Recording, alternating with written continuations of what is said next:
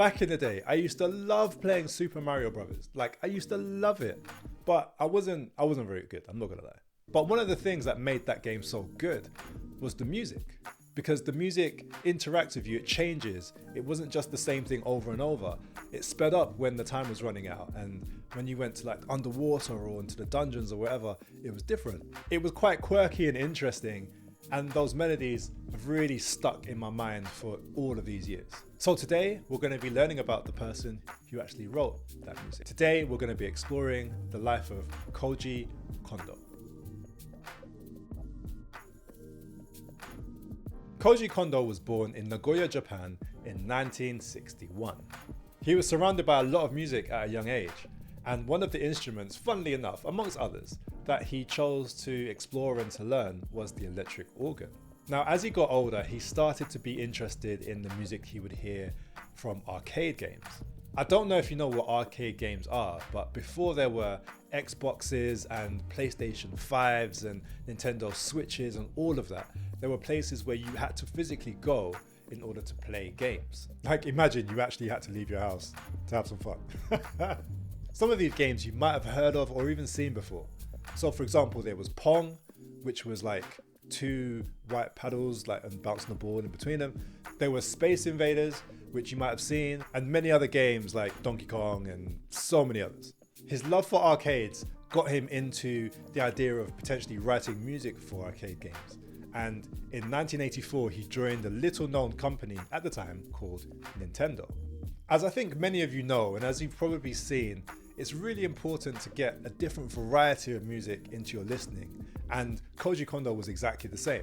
To help him to develop further as a musician and a composer, he listened to so many different styles of music, from punk to Japanese fusion to rock to jazz, to so many different styles. The first game that he officially wrote the music for was a game called Punch-Out!, which Nintendo released in 1984. Just 1 year later though, the game that really changed his life and influenced many people's lives since then was released. It sold approximately 50 million copies worldwide, and one of the characters from that game is in many ways a household name. I'm sure you can already guess who it is. Come on, don't be shy. Come on. There we go. Super Mario.